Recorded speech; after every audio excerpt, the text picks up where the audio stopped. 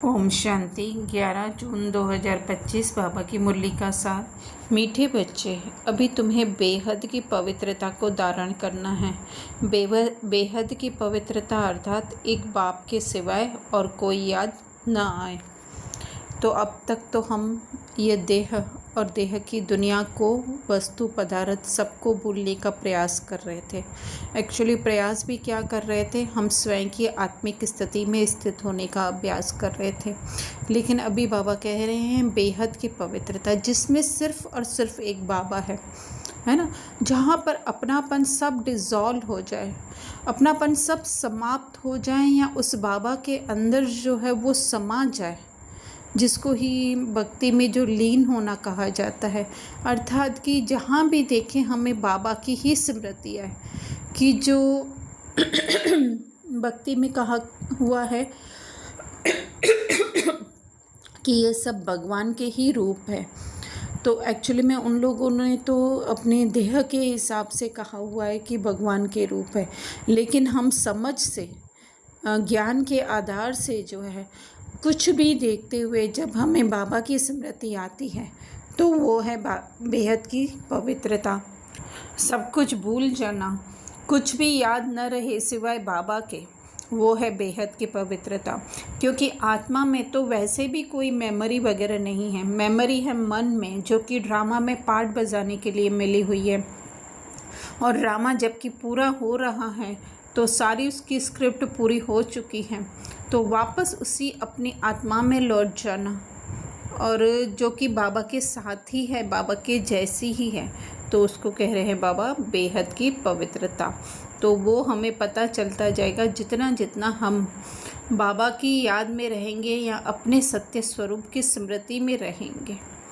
बाबा प्रश्न पूछ रहे हैं, बाप से वर्षा लेने का पुरुषार्थ क्या और उसके बाद की स्थिति में क्या अंतर होता है। तो जब हम बाबा से वर्षा लेते हैं तो अपने इन सब देह के परतों को, हम कहें लेयर्स को जो है वो उतारने का हम पुरुषार्थ करते रहते हैं और सिर्फ एक बाबा को याद करते रहते हैं। लेकिन जब वो वर्षा मिल जाता है, अर्थात हम अपनी उस संपूर्ण स्थिति में पहुंच जाते हैं, फिर क्या हो जाता है, हम बाबा को भूल जाते हैं, है ना। अर्थात यही है, एक स्टेप है, यही एक हम कहें सोपान है, जहाँ से कि हमारी गिरती कला, गिरती तो नहीं कह सकते, उतरती कला जो है वो शुरू होती है। गिरती कला तो द्वापर से शुरू होती है ना।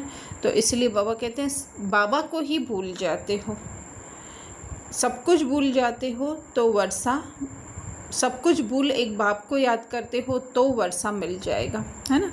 तो भूलना है, लेकिन अभी क्या करना है हमें, ये जो दुनिया हमने अपने बुद्धि में बसा करके रखी है, उस सारी दुनिया को हमें भूलना है।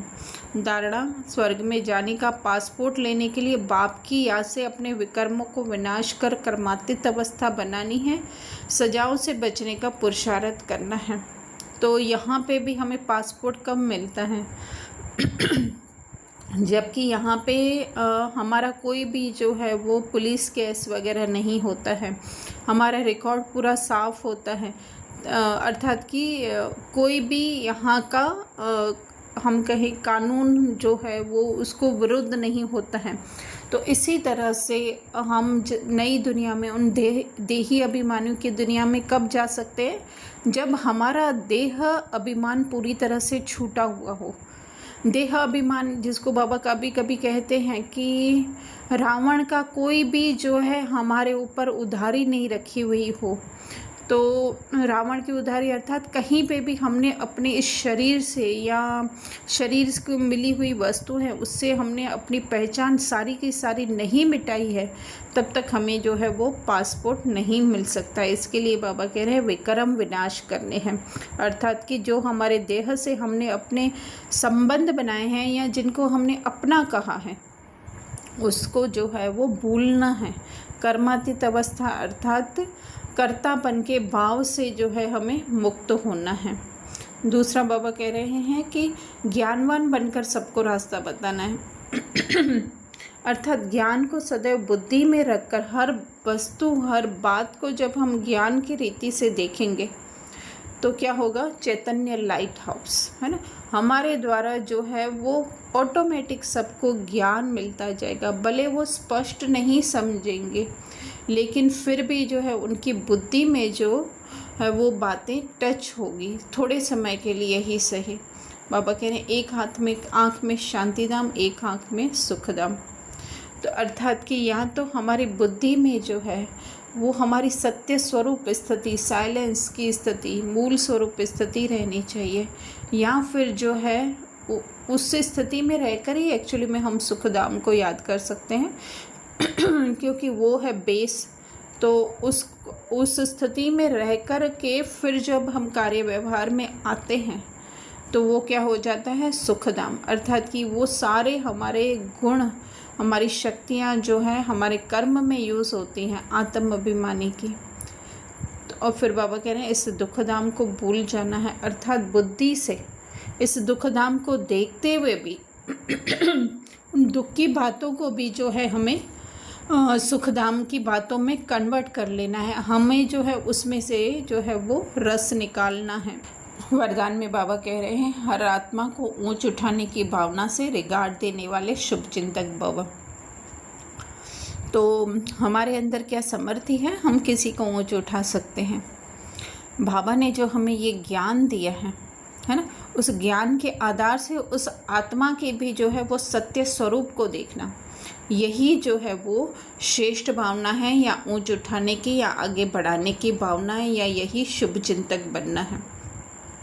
तो बाबा कह रहे हैं अन्य के अवगुण को देखते हुए भी जो है उनको परिवर्तन करना, उनकी कमज़ोरी को अपनी कमज़ोरी समझना, अर्थात कि उनके अंदर जो कमज़ोरी दिखाई दे रही है वो कहीं ना कहीं वो हमारी कमज़ोरी है कि हम उनकी कमज़ोरियों को देख रहे हैं। क्या बाबा कभी किसी की कमज़ोरी को देखते हैं? नहीं। अगर हम देख रहे हैं तो ज़रूर कहीं ना कहीं हमारे में देहबान है ना। तो बाबा कह रहे हैं उसको वर्णन करने के बजाय या फैलाने के बजाय परिवर्तन कर दो, यह है रिगार्ड। अर्थात कि भले वर्तमान समय उसका जो भी रोल चल रहा है, लेकिन मूल रूप से तो वो भी जो है सत्य स्वरूप बाप समान मास्टर सर्वशक्तिमान है। तो इसके लिए बाबा क्या कह रहे हैं, बड़ी बातों को छोटा करो, दिल शिकस्त को शक्तिवान बनाओ, उसके संग के रंग में नहीं आओ, है ना। क्योंकि वो क्या है, अभी देहबान में डूबा हुआ है, अपने रोल में डूबा हुआ है। तो हम उसके रंग में आकर के हम भी न कहीं रोल में डूब जाए। तो बाबा कह रहे हैं कि उमंग उत्साह में लाना, यह है रिगार्ड। तो बाबा कहते हैं ऐसे रिगार्ड देने वाले ही शुभ चिंतक हैं। स्लोगन, त्याग का भाग्य समाप्त करने वाला पुराना स्वभाव संस्कार है, इसलिए इसका भी त्याग करो। तो आज हम देख रहे हैं कि ब्राह्मण परिवार में भी इतना त्याग कर रहे हैं सब लोग, स्थूल रीति से कितना त्याग करते हैं, लेकिन फिर भी जो है कोई ना कोई एक छोटा सा पुराना स्वभाव संस्कार अर्थात देह का रोल में जो मिला हुआ है वो क्या कर देता है, उसको समाप्त कर देता है ना। जैसे है कोई सुबह को उठेगा, इतनी सेवाएं करेगा, लेकिन अगर उसकी वाणी थोड़ी सी तीखी है ना, आत्मिक स्मृति की नहीं है, तो वो क्या कर देता है, इतने सारा दिन जो उसने सेवाएं की बाबा के घर पे, वो क्या कर देता है, उस एक वाणी की वजह से, उस एक देहाभिमान की वजह से जो है उसका भाग्य जो है वो ऊंचे, जो उसकी पद पोजीशन मिलने वाला है या अभी भी वो उसका अनुभव कर सकता है, वो क्या कर देता है, समाप्त कर देता है। इसलिए बाबा कह रहे हैं पुराना स्वभाव संस्कार समाप्त करो, अर्थात कि उसको जो है अपने जो है आत्मिक स्वरूप से जो है वो